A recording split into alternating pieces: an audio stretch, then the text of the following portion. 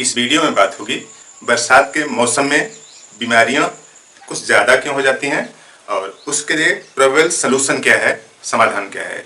कुछ बात समझते हैं बरसात के मौसम में। तो देखिए, जो बरसात का मौसम है, यानी ये जो बरसात का मौसम है आया कब है? गर्मी के ख़त्म होने पर। गर्मी ख़त्म हुई, उसके बाद बरसात का मौसम आया है। अब यूँ समझिए कि गर्मी में ये आदमी है और ऐसे एटमॉस्फेयर से घिरा हुआ है जिसमें टेम्परेचर ज़्यादा है। टेम्परेचर ज़्यादा है और ह्यूमिडिटी कम है। टेम्परेचर ज़्यादा, ह्यूमिडिटी कम। जब यहाँ पे बरसात का मौसम आ जाता है तो इस बरसात के मौसम में क्या है कि टेम्परेचर थोड़ा सा कम हो जाता है, टेम्परेचर थोड़ा सा डाउन आता है, लेकिन उसी अनुपात में ह्यूमिडिटी ज़्यादा हो जाती है। अब टेम्परेचर थोड़ा सा कम हुआ, ह्यूमिडिटी ज़्यादा बढ़ी, तो अब इसमें होगा क्या कि जो माइक्रो ऑर्गेनिज्म होते हैं, जो जितने भी माइक्रो ऑर्गेनिज्म होते हैं उनके ग्रोथ की संभावना ज़्यादा हो जाती है। जैसे बैक्टीरिया, वायरस, फंजाई, इन सब के प्रोपेगेट करने की टेंडेंसी ज़्यादा हो जाती है। तो जल्दी से प्रोपेगेट करते हैं क्योंकि इनके अनुकूल वातावरण मिल जाता है। और जब इनके अनुकूल वातावरण मिल जाएगा तो इसी वातावरण में तो रहेंगे, तो इसी ह्यूमन को अफेक्ट करेंगे। और खास तौर से उनको जिनका हाइपोथैलेमस टेम्परेचर रेगुलेशन को जल्दी से व्यवस्थित नहीं कर पाता। हाइपोथैलेमस को मास्टर ऑफ मास्टर ग्लैंड बोला जाता है और हाइपोथैलेमस बॉडी के कई मेटाबॉलिक प्रोसेस को गवर्न करता है।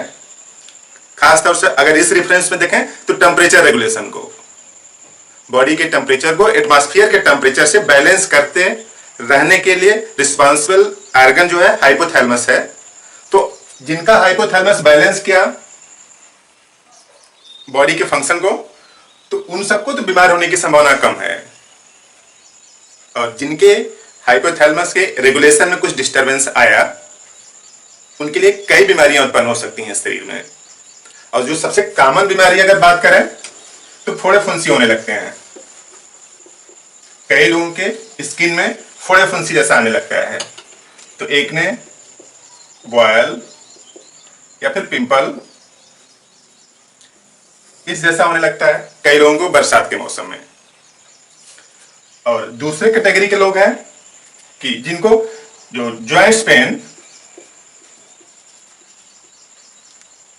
मस्कुलर पेन, ये होने लगता है। और तीसरी कैटेगरी के लोग हैं कि जिनको फीवर का अटैक बार बार होता है। फीवर मलेरियल हो सकता है, टाइफाइड हो सकता है, डेंगू हो सकता है, इसी टाइप के कई फीवर हो सकते हैं। तो कुछ लोगों को फीवर हो सकता है, कुछ लोगों को जॉइंट्स में पेन हो सकता है और कुछ लोगों को स्किन पर एक्जिमा, बॉयल, एक्ने, पिंपल्स, इसी जैसे कई कैटेगरी के स्किन डिजीज हो सकती हैं। यानी एक कैटेगरी स्किन की है, दूसरे जॉइंट्स पेन की और तीसरा फीवर की।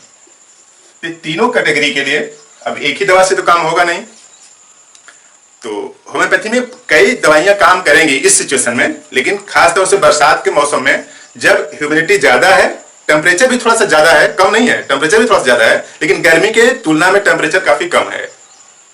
तो जो चेंज है गर्मी से बरसात में आने पर और ह्यूमिडिटी के बढ़ जाने पर, उसके लिए होम्योपैथी में ये 4 मेडिसिन बेहतर रिस्पांस करती हैं: डल्कामारा, रेस्टॉक्स, नेट्रम सल्फ और रोडोडेंड्रॉन। सबके कैरेक्टरिस्टिक्स अलग अलग हैं। जैसे अगर डल्कामारा की अगर बात करें तो इसमें जो एक्ने बॉयल हैं एक के बाद एक आते रहते हैं। एक थोड़ा ठीक हुआ, दूसरा निकलता रहता है, तीसरा निकलता रहता है। इस तरह से एक ही होम्योपैथिक मेडिसिन कई बीमारियों पर, कई सिम्टम्स पर गौर करती हैं, उस पर काम करती हैं, ठीक करती हैं। तो dulcamara basically acne, boil, pimples category में बेहतर रिस्पांस करेगा। तो इसको आप यहाँ पे लिख सकते हैं, यानी 1 नंबर की मेडिसिन है। यानी डल्कामारा यहाँ पे एक्ने, बॉयल्स, पिंपल्स बार बार हो रहे हैं, तब आप वहां पे यूज करें। और ज्वाइंट्स पेन या मस्कुलर पेन है तो उसमें रेस्टॉक्स और रोडोडेंड्रॉन, यानी यहाँ पे 2 हैं 3।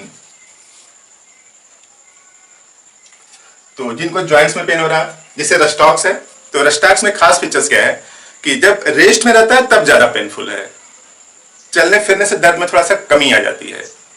चलने फिरने से दर्द में कमी आ जाती है, चलना फिरना कंफर्टेबल लगता है। ये रस्टॉक्स का सिम्टम्स है। तो जो रस्टॉक्स है जॉइंट्स पेन में तो काम करता ही करता है, मसल्स के पेन में भी काम करता है, इंक्लूडिंग फीवर में भी, काम करता है। तो यहाँ पे जो फीवर के लिए आप 2 नंबर यूज कर सकते हैं, ठीक है, और 3 नंबर। और रोडोडेंड्रॉन का इंडिकेशन कुछ इस तरह से है कि जब मौसम में इलेक्ट्रिकल डिस्चार्ज हो, यानी बिजली तड़के, थंडर स्टार, आंधी तूफान आने की संभावना हो, बिजली तड़क रही हो, यानी मौसम में इलेक्ट्रिकल डिस्चार्ज हो रहा हो। जब बिजली तड़कती है तब इलेक्ट्रिकल डिस्चार्ज होता है। तो इस सिचुएशन में कोई भी बीमारी बढ़ जाती हो, चाहे फीवर की संभावना हो या फिर ज्वाइंट्स पेन हो या फिर एक्ने, पिंपल्स, एक्जिमा जैसी सिचुएशन हो, तो इन सभी सिचुएशन में काम कर सकती है या करती है रोडोडेंड्रॉन। तो जो रस्टॉक्स है, यहाँ पे भी खुजली हो रही है स्किन में, तो यहाँ भी यूज कर सकते हैं। तो रस्टॉक्स का स्किन के इचिंग में भी यूज है। तो कौन सी दवा लिया जाएगा, एक कॉम्प्लेक्स प्रोसेस है और उसके आधार पर डिसाइड किया था कि कौन सी दवा ली जा सकती है। तो इन्हीं 4 मेडिसिन में से अगर आप यूज करते हैं तो बरसात के मौसम में काफी कुछ अपने से ठीक कर लेंगे। फिर भी अगर ठीक नहीं होता तो किसी से कंसल्ट करना पड़ेगा, क्योंकि होम्योपैथी का जो मेडिसिन का प्रिस्क्राइब करने का जो तरीका है वो काफी कॉम्प्लेक्स है, इजी नहीं है, और वो पेशेंट की एज और कई फैक्टर पर डिपेंड करती है। उसका कॉन्स्टिट्यूशन क्या है, इन सब फैक्टर पर डिपेंड करता है, तब डिसाइड की जाती है कि इस पेशेंट के लिए कौन सी मेडिसिन सुटेबल हो सकती है।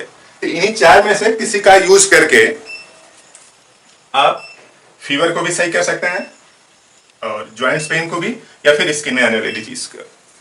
और जब भी बरसात का मौसम आए तो करना क्या है, कोशिश करें आसपास के एटमॉस्फेयर में कहीं पानी न जमा हो, यानी मच्छरों को पनपने की संभावना कम हो जाए।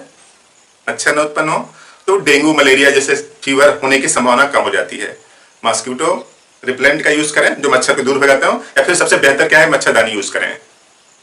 और अगर ऐसी एरिया में रहते हैं जहां पे पानी इकट्ठा हो रहा है, तो और आप हैंड पाइप से पानी यूज करते हैं, हैंड पाइप वाला पानी यूज करते हैं, तब या मीन्स आरओ नहीं है आपके पास, तब आप पानी को उबाल के पिए, या फिर एक क्लोरीन के टेबलेट आते हैं उसको आप डाल दें, तो जो भी इम्प्योरिटीज है नीचे बैठ जाएगी। क्लोरीनेटेड वाटर यूज कर सकते हैं। तो पानी को उबाल के पिए, और जो सब्जियां हैं उसको अच्छे से धुल के करें, क्योंकि सब्जियों के जो रूट्स होते हैं या फिर जो सब्जियां अंडरग्राउंड होती हैं, जो नीचे वाले पोर्शन में जमीन से उखाड़ी जाती हैं, उगती हैं या जमीन पे रहती हैं, उस पे जो टाइफाइड है उसके बैक्टीरिया के पनपने की संभावना होती है। तो टाइफाइड गंदे पानी से फैलता है, या फिर ऐसी सब्जियां जो ठीक से धुली नहीं गई हैं। और अगर आप भीग जाते हैं बरसात के मौसम में तो भी बुखार आ जाने की संभावना होती है। तो आप रस्टॉक्स यूज कर लें वहां पे। और अगर आप बरसात में भीग गए हैं तो जल्दी कोशिश करें कपड़े चेंज करें, भीगने के बाद या फिर पसीना हो जाने के बाद कपड़े को चेंज करें, क्योंकि शरीर पर जो कपड़ा है वो सूखा होना चाहिए, और सूखा होगा तो जो इस तरह की जो बीमारियां हैं, एक्ने, पिंपल्स, ये सब होने की संभावना कम होगी। मॉइस्चर कम से कम हो, ड्राई कपड़े यूज करें। इसी तरीके का कुछ उपाय करना पड़ेगा, बेहतर तरीके से आप बरसात का मजा ले सकते हैं। बरसात वैसे उनके लिए है जिनके पास पैसा प्रचुर मात्रा में हो, यानी सब कुछ व्यवस्था ठीक ठाक हो। गरीबों के लिए बरसात दुखदायी है। तो आपके पास जैसे भी संसाधन है उस संसाधन से अपने को स्वस्थ बनाए रख सकते हैं, मैनेज कर सकते हैं। तो इस तरह से कई फ्रेंड्स ने लिखा, उनकी बात पूरी हुई। धन्यवाद, आप लिखते रहिए, और जो भी आपकी रिक्वायरमेंट हो उस हिसाब से वीडियो बनाने की कोशिश की जाएगी। आपने पूरा वीडियो देखा, थैंक यू।